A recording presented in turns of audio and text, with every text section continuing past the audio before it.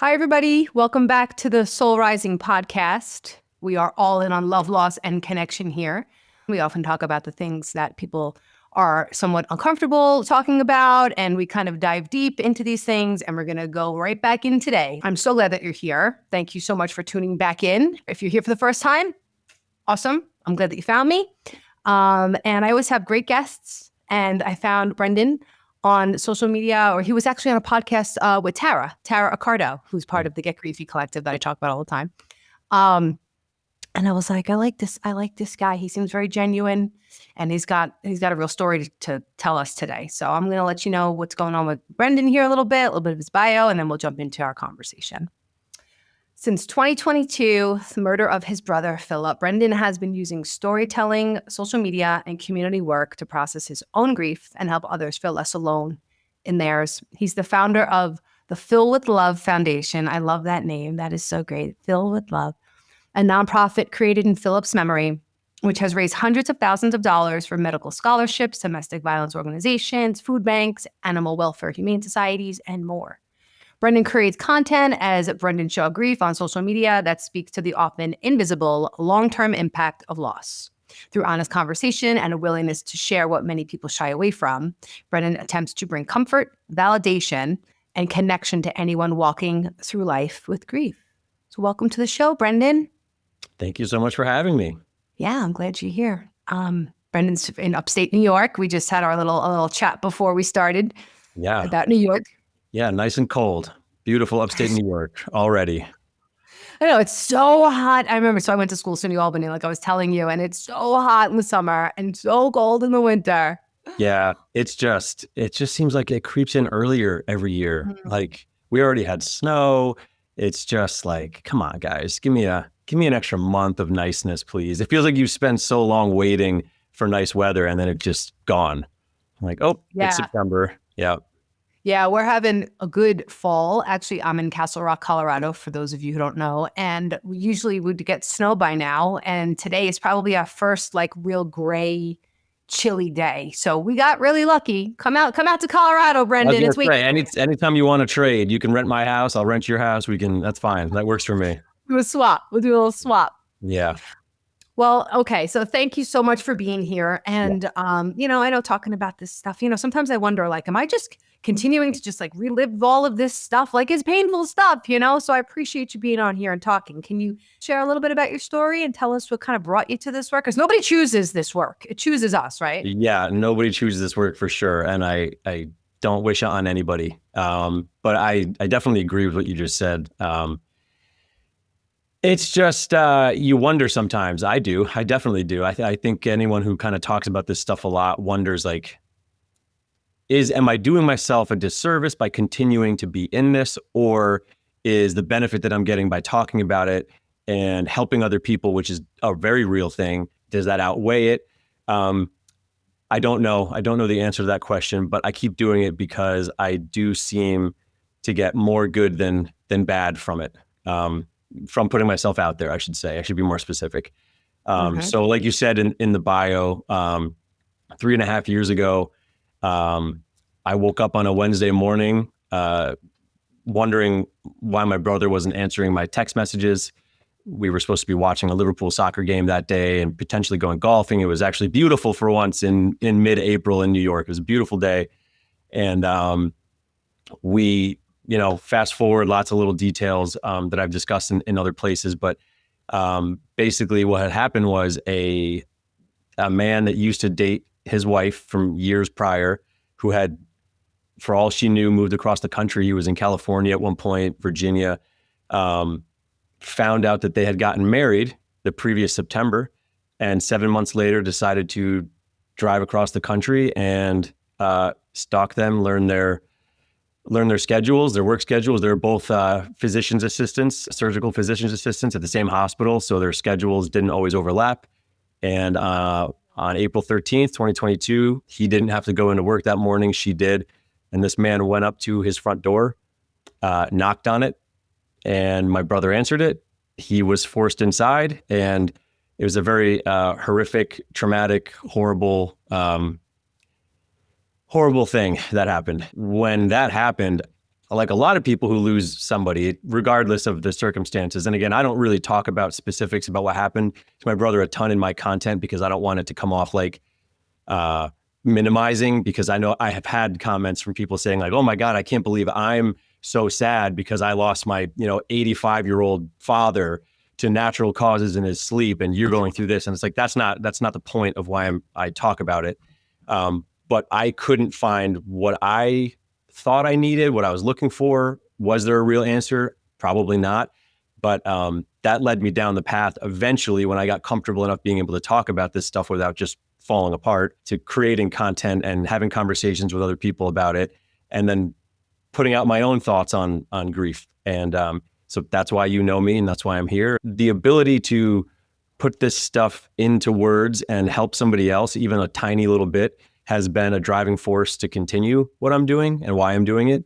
But I'll do that as long as I'm able to help people. Thank you so much for sharing that. I know it's not easy to talk about, like I said. Yeah.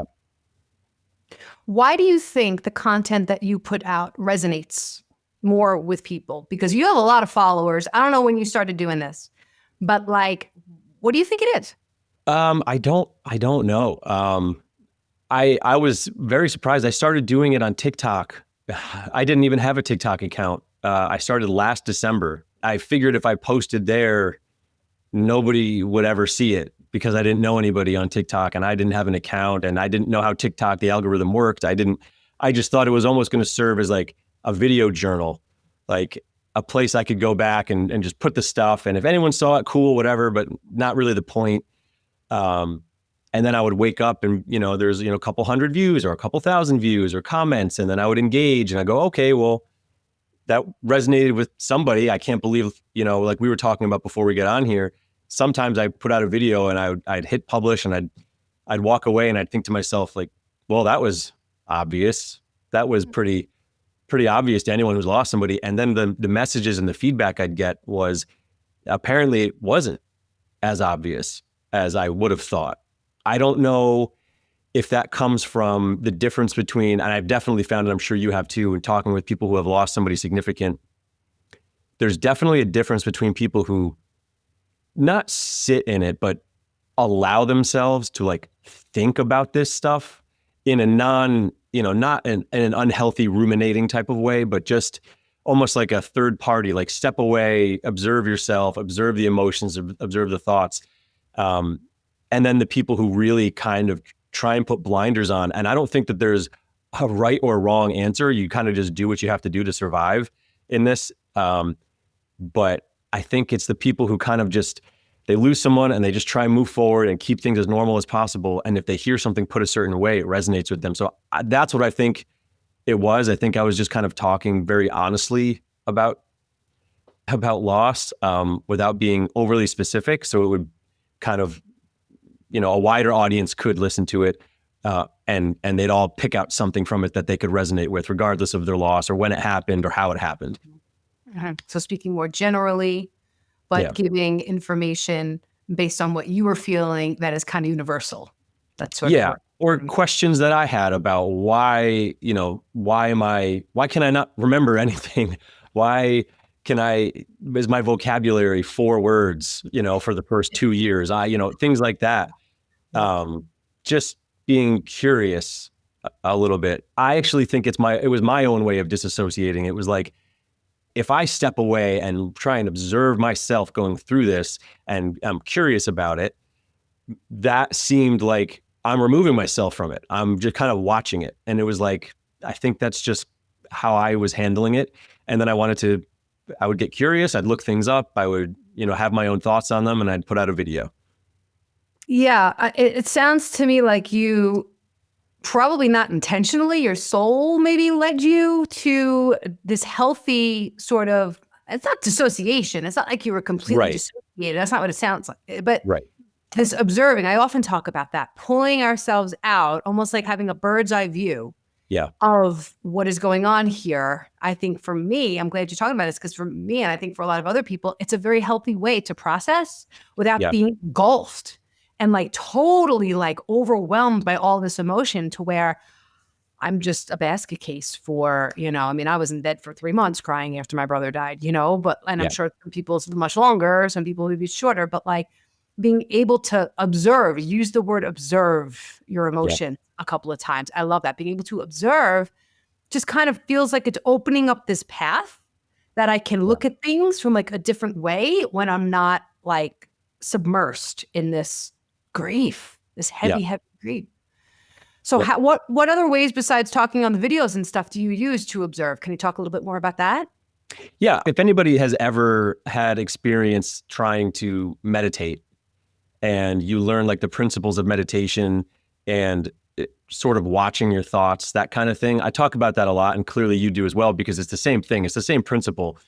Not letting yourself be like, you're a victim inside of this, your skull. It's like, well, no, let me just like step back for a minute. Let me observe what's happening and not necessarily let it completely overwhelm me. Because if I had done that, I wouldn't be here right now. I wouldn't be able to talk to you. I don't know what my life would look like, because this was and is every single day too heavy. We're not meant to deal with this. We're not meant to go through it. I struggle with it every single day. I try really hard to not let myself get stuck in the bad ruminating, because that's super easy. Playing that movie of what happened and what he was thinking. And that's that kind of thing.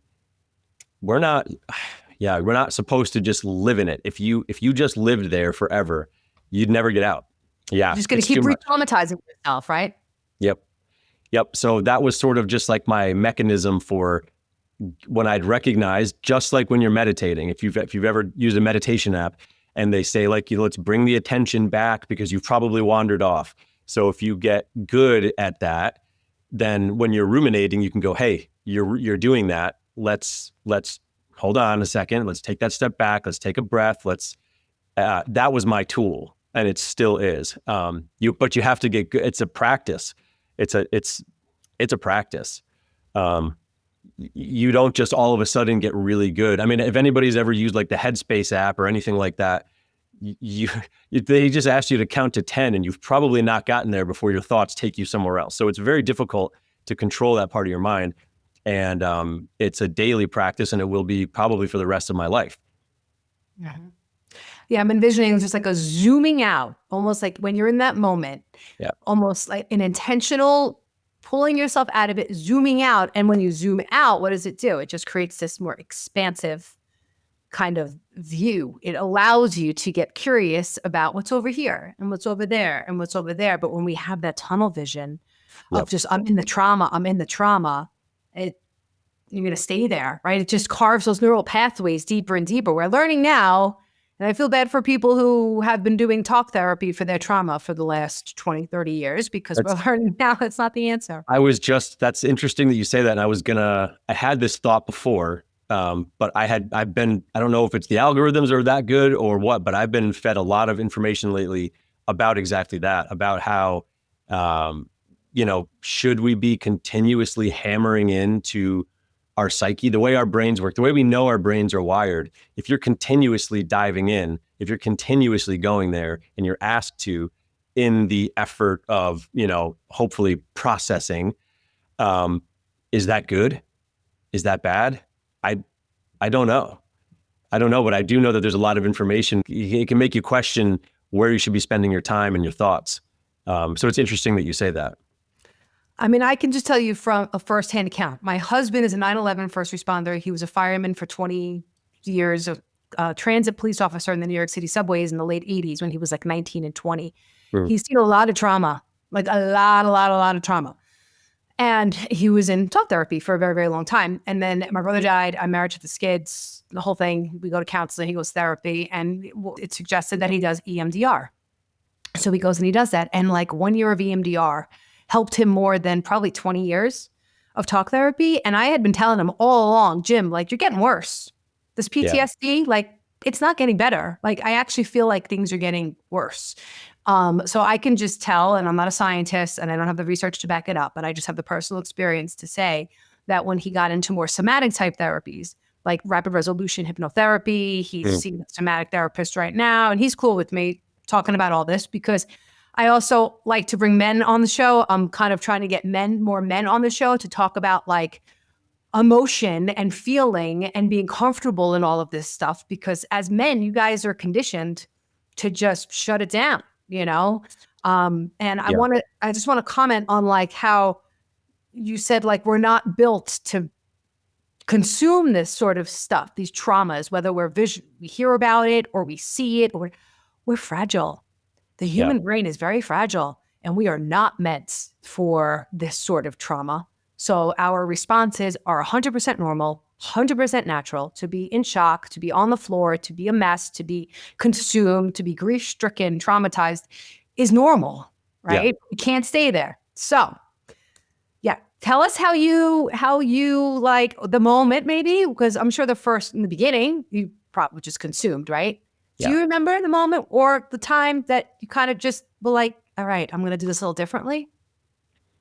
In terms of kind of like what I'm doing now, you mean? Kind of talking about it? Yeah. Yeah, like healing or releasing. I kind of like using releasing grief more than healing grief lately. Like, when did that turning point come for you? I think I'm still in it, to be honest. But it happened when I started to recognize that some of that initial fogginess that we all kind of relate to started going away.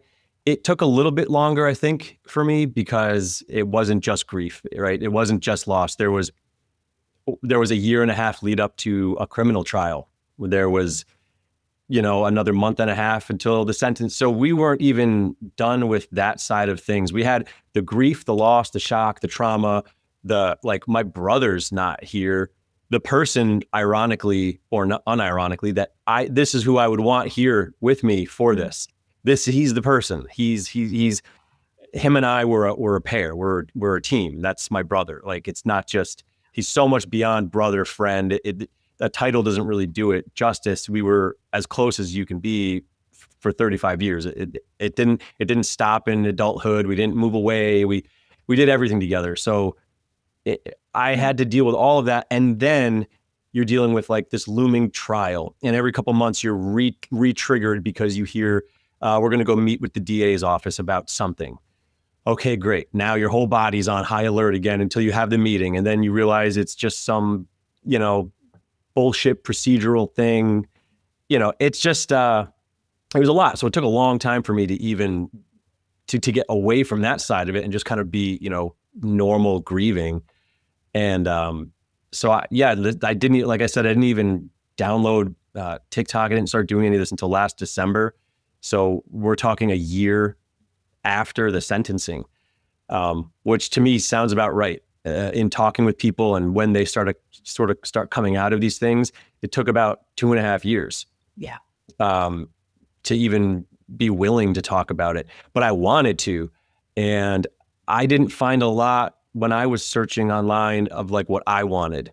So it was like, I'm just going to talk about what I want, and that's what it's going to be. That was healing. It felt good to talk about it. It just felt good to talk about it.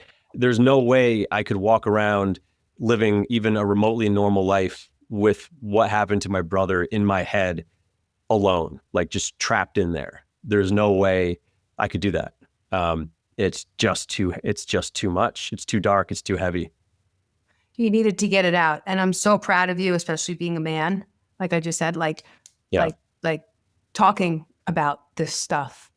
So what I want to go into that whole, maybe some messages you have for men in terms of finding that courage to talk about this stuff. But first I want to talk about the invisible long-term impacts of loss that you talk about, that you think, like you mentioned, that you think maybe everybody knows. Just like when before I was writing my book and my husband's like, I would say, well, everybody knows this. And he'd be like, no, they don't. No, they don't. So what are some of those things that you talk about that you find, like specifically, that you find people are reacting to, that you're surprised that they haven't heard it before, or maybe not like that, not like the way you say it. It's really, to me, it's really like simple stuff. Like, we all understand, at least you should understand, depending on where you're at. Let me preface, depending on where you're at. If you're super early, like none of this matters. It doesn't matter what you're listening to. It just doesn't matter. You are in the trenches, and you're allowed to like, swear at the screen right now and not care at all about these people are talking about. Exactly. But just the understanding that there is no going back to like whatever normal is in your mind. You know, I always use the stupid analogy of like the Wizard of Oz. Like you've seen behind the curtain now. Like you can't pretend you didn't. You can't go back. So that's the invisible part, and it's lifelong. There's certain things that are just different now forever. And I think that the quicker you can sort of understand, realize, and accept that part of this, you don't have to accept what happened. There's a lot of things in grief where you can be mad, you can be whatever it is you need to be. But if you can accept that, like, there is no more the same, you're not going back, you're not healing from a wound and now there's no scar and your flesh looks perfect again. That's not how this works, because it's invisible, but it's there. And if you don't acknowledge that, I think that's where people get in trouble. I think that's where they get really stuck in this stuff. And kind of on that point, and to your point about men, and you used the word right before you said this, you said the courage to speak about it. That's how I feel about this. I feel like in a lot of ways, it would be a lot easier to bury my head, to I don't know how, you know, there's a million different ways people cope with this kind of stuff and just move forward. And I mean, I use cope in a very loose way, because a lot of people aren't coping. They're just alive. But it's a lot harder. It takes a lot more courage to address it head on, to talk about it, to think about it, to talk about them, than to just pretend you're fine and lock it up and then, you know, go cry in the corner every once in a while when no one's looking. Like, that's not courage. That's like a kind of a form of weakness in grief. I just think you need to, like you said, have the courage to have these conversations, to ask for help if you need it, because, you know, asking for help isn't even weakness. Asking for help is like you won't give up. You're showing you won't give up by asking for help. It's a act of courage. And I just don't think a lot of people think about it like that. They think they see the crying and they see that as a weakness and they don't want to do it, when it's kind of the reverse. To be able to feel this kind of stuff is hard. That is the harder thing in my mind. I totally agree with you. And I think that we've been handed a lot of very dysfunctional, unhelpful information through the years. And I guess I give a lot of grace to the past generations for having to like pick up those bootstraps and get out there and go to war. You know, I gotta, you know, get up, I gotta go to work. I gotta make the money. I have to support my family. I can't allow myself to feel this stuff because I might fall on the floor and never get up. And then what? And then I'm looking down my face, you know? So I like to think that at some point it served culture and people in society in a way, but now we're at a point where we don't need to do that. We don't, it's not serving, it's actually hurting us because, you know, I don't know if you know statistics about male suicide, but here in Colorado, I heard, I haven't looked this up in a while, but we have a lot of middle-aged men committing suicide. Yeah. And because they're depressed, they're anxious, they're grieving, they're bipolar, they're whatever's going on for them, addiction, any mental illness, they're not feeling safe to talk about it. You know, and using the word courageous, that it is courageous to talk about it. So what do you think is inside of you that compels you? Because I think a lot of this work that we do now as a result of our grief, it's not like a choice. It's just like we're forced. I often say I have these like angels that are just spirits, just like pushing me from behind, like nudging me to go forward. And I can't say no to it. It's like crazy, right? But what do you think is inside of you that allows you to do that, or to think about this broadly, that other men could maybe find inside themselves to help allow them to bring this to the surface?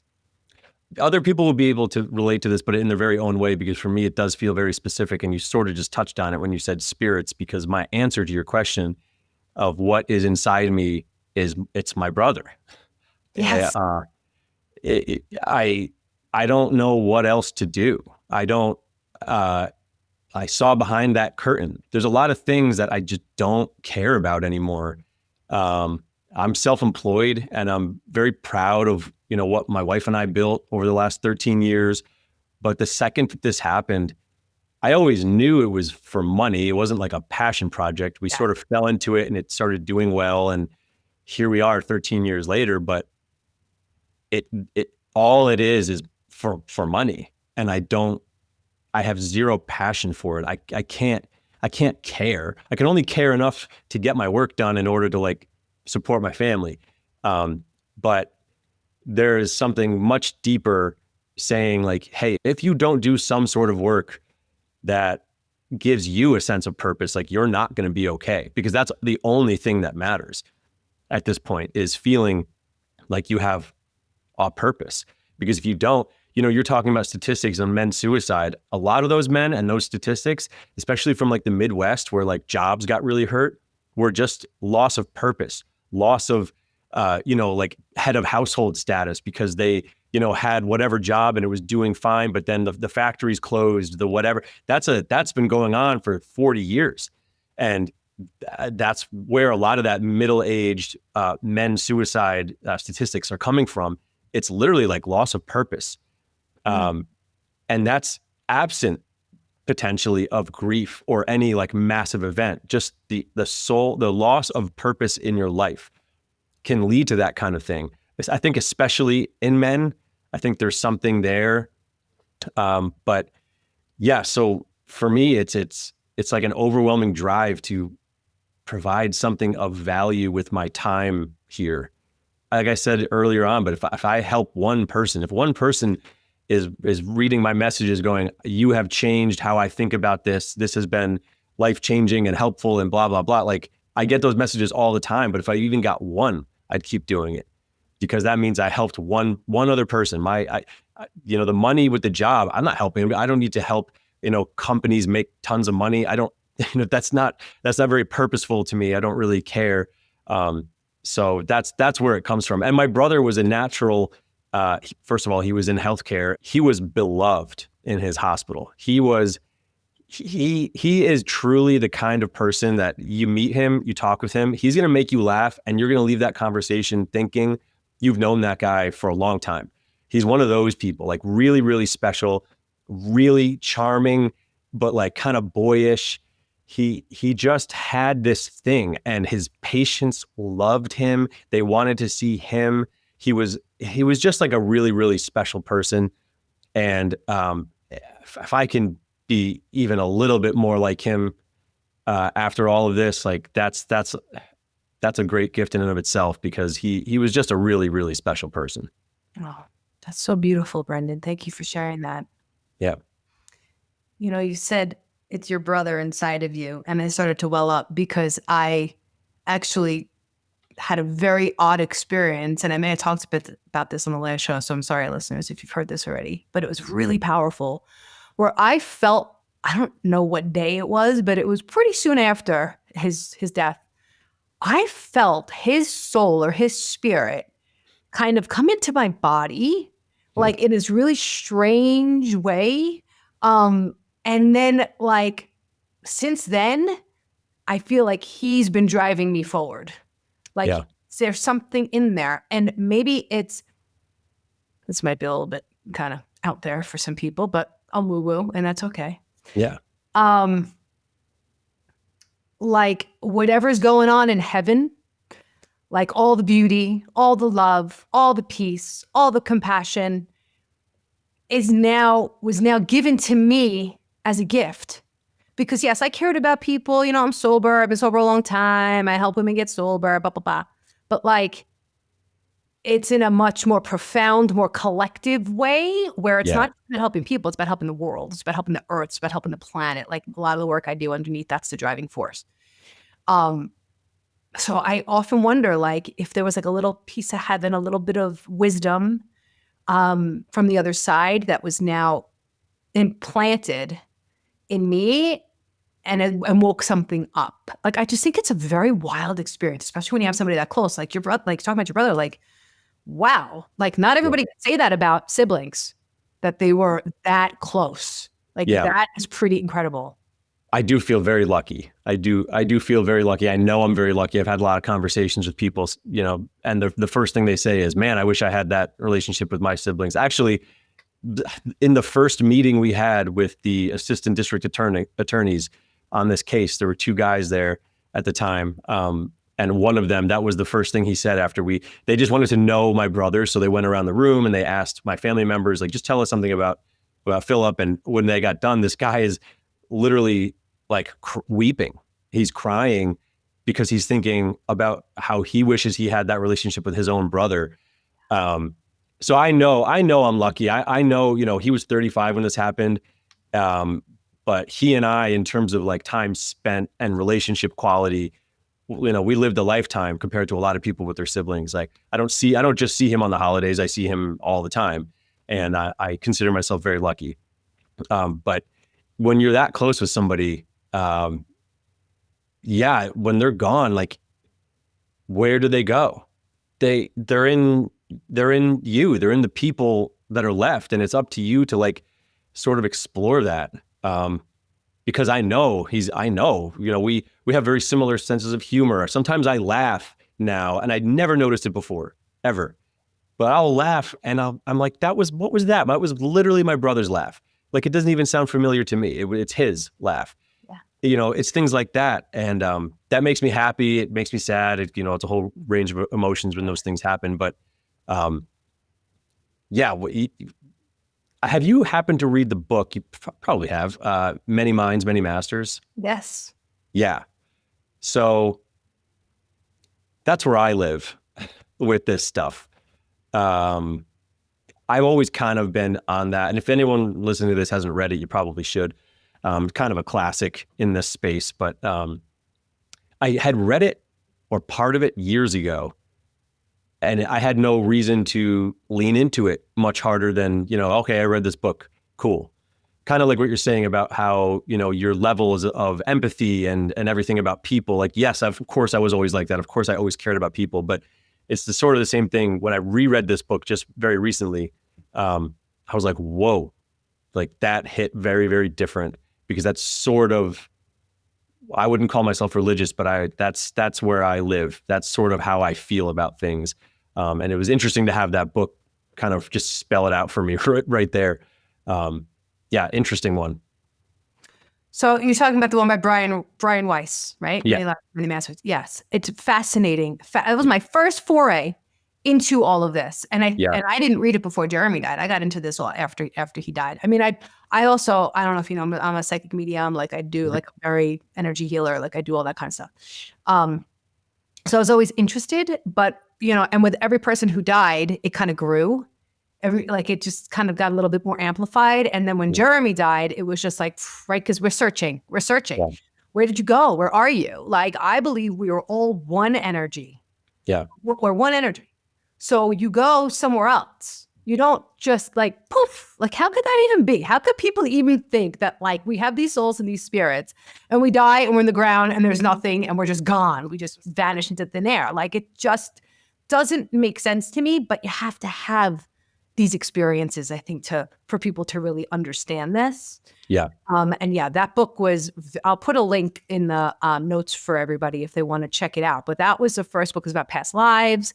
And, and it's so cool because it's a guy who's like a psychologist or a hypnotist, but he wasn't like in this realm, the spiritual realm, and he was working with his woman and Catherine, right? All of a sudden, she has all these like memories of all these past lives. And it's just so amazing. So I totally think that your brother, that Philip, that my brother Jeremy is they're working through us.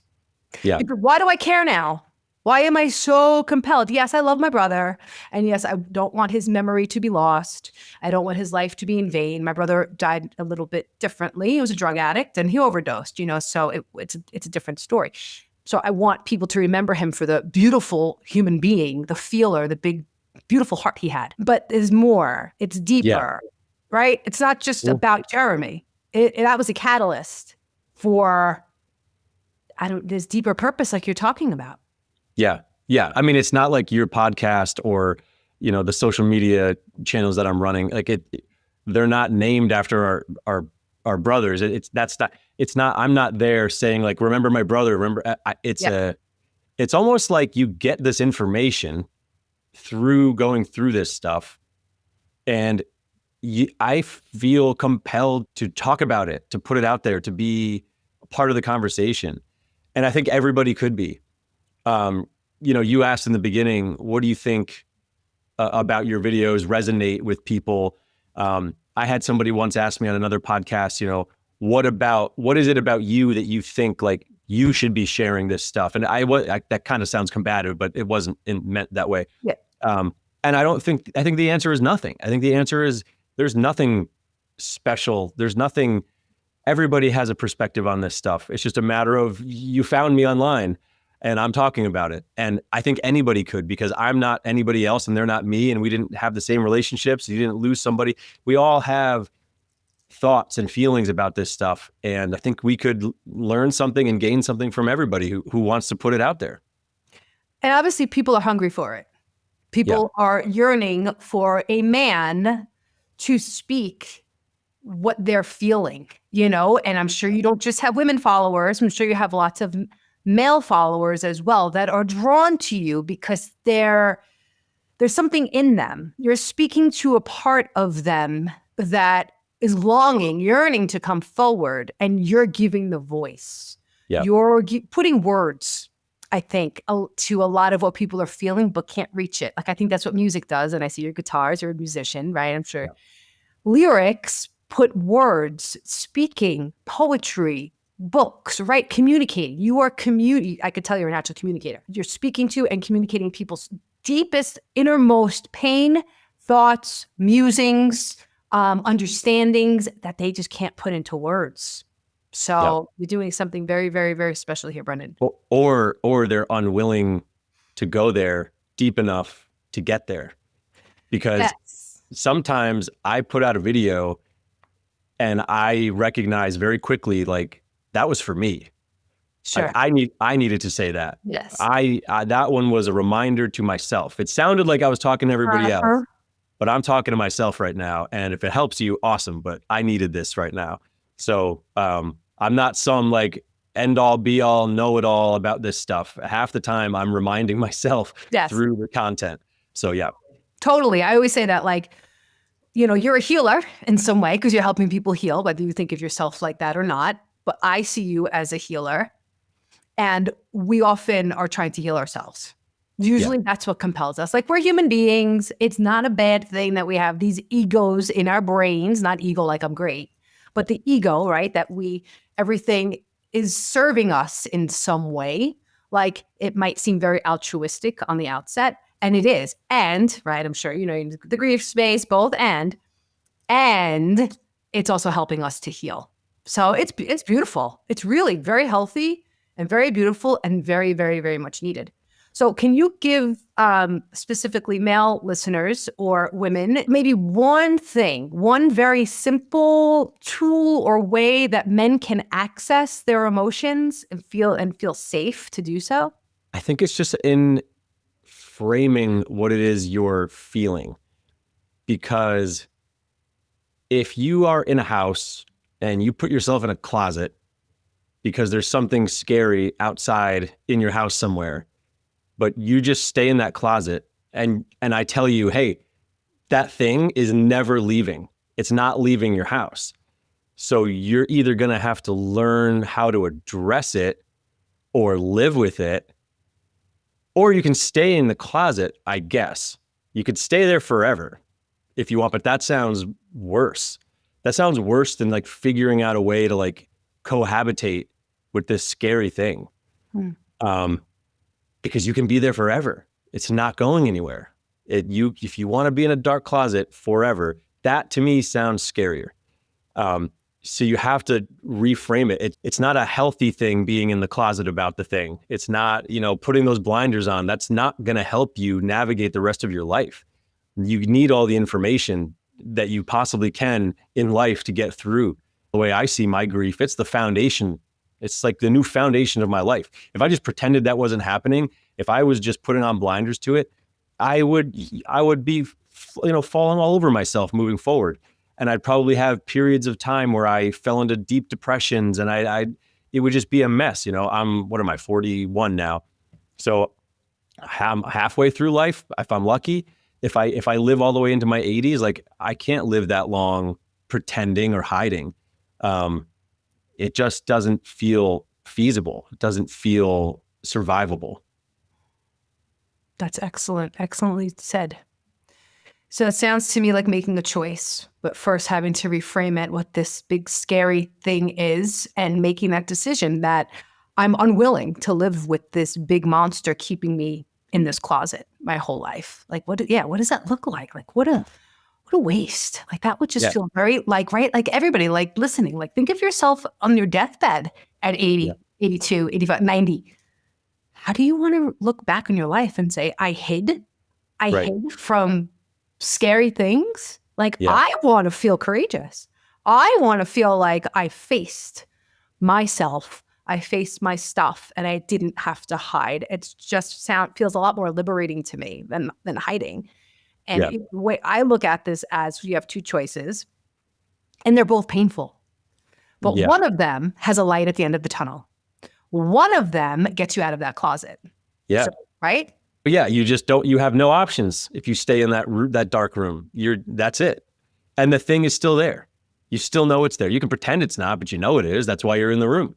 That's why you're locked there. But if you can figure out a way to look at the thing in the eye and go, okay, all right, let's do it. Fine. Yeah, it's you and me. Let's do this. Because then eventually, you watch a movie with the thing on your couch. Yeah. And it can sit right next to you, and it can look really scary, but you can at least be out. You can live your life for yourself and for the people that are important in your life. It's really two options. And I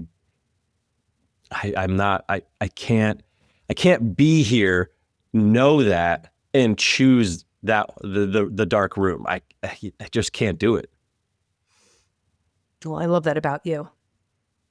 All right, so we're getting to the end here. You said a bunch of awesome stuff. I don't know if you have any. I'm sure you have a bunch more in that arsenal of beautiful mind, heart, and soul to share with us. Do you have any piece of advice or tidbit or something that you want to leave the listeners with? Well, I had thought about that before, but we sort of just touched on it. It's that regardless of where you are in this, I think the sooner you can understand that this is the new normal. That phrase that gets thrown around a lot in grief, like, you have to be okay understanding that. You don't have to be okay about like anything else, that they're not here, the shitty things people say. You don't have to be okay about any of that stuff, but the sooner you can just say, okay, this is what it's going to be. Or in the analogy we were just using, there is this thing in my house now, and it lives with me. And that is just the truth. There is no, maybe if I do this, maybe if I try that. Like, if you love someone deeply and you lose them, of course it's not going anywhere. Like, right? If you think about it, like, of course it's not. Of course that's not gonna like get better. That's not, you're always gonna want them there. Yeah. That's the only thing I think by when people say, it takes time. Time doesn't make anything better. Just people are on a different time scale of when they come to the conclusion that, like, okay, this is what it is. This is now normal. And now what do I do with that? Like, how do I move forward? How do I walk with this thing on my back? So that's what I always tell people. It's the awareness that this is normal now. That's all that changes, is that it becomes more and more normal. But don't be disappointed when you're a year or 2 years or 5 years down the road and you're like, why am I still, feeling X, Y, and Z? Well, because you haven't yet accepted that this is the new normal. If you're always looking for that off-ramp to the past and how it used to feel, I think you're stuck. You're always going to be disappointed because that's not how it works. And that's not meant to be said in like a discouraging way. Yeah. It's almost liberating when you get there. Like, yes, of course it is. Of course this is how it is. Because I love them too much. Because my brother was way too important to me. this is what new normal is. It becomes a liberating thought rather than a, how am I going to do this forever thought. That's what I would want anyone who hasn't come to that conclusion yet, or maybe has seen glimpses of it, if they can start to think about that a little bit differently, that's what I would want to leave people with. Thank you. Yes. Accepting the new reality. Yeah. Stop trying to live in the past of how it was. It's never gonna feel okay or satisfying or open up that expansiveness to find the different ways to move forward in a way that feels right. Right. Well, thank you, Brendan. You've been amazing. It is so great to get to know you. Can you tell everybody where they can find you and what you have going on? I know you have some really cool things in the works. Yeah, slow and steady, I guess, along with everything else that I'm doing. But I tried to keep it pretty simple. I'm Brendan Shaw Grieve on Instagram. If you're on TikTok, BrendanShawGrieve.com is the website. I have a couple of courses in the works, simple tools to keep people, to give someone something to do during a day where they're not sure what to do with themselves when they're feeling really, really bad, because nothing's going to fix this stuff. I am writing a book, just based on all the content that I've sort of curated. And that book is actually based on a dream, which I now have come to understand is not a dream, because I do not dream ever, ever, ever, ever. And I had what I guess we'll call a visitation by my brother 3 or 4 months after he died. And that spurred the idea for a book. So that's sort of in there. But yeah, there's all kinds of things happening, but I'll continue to try and make content on the social channels, and welcome anybody who's hurting out there, or who just wants to learn a little bit more about other people who are going through this stuff. Well, I want to know what that visitation is about, and we're not going to talk about it here because it's going to spoil your book, but I'm going to get in touch with you after this, and maybe you can share that with me, because I find that stuff so fascinating. And I love that people like you, regular guy, is talking about these experiences. It's huge. You're helping in such an amazing way, like this big shift we're going through. But anyway, guys, go follow Brendan. He's amazing. He's the real deal. He's a New Yorker, of course. You know, we're the real deal. And reluctant New Yorker this time of year. Yeah. You need to go to Florida, man. You need to. I know. I like golf too much. This is rough. It's rough. Yeah, seriously. Yeah. I remember that, going to school up there.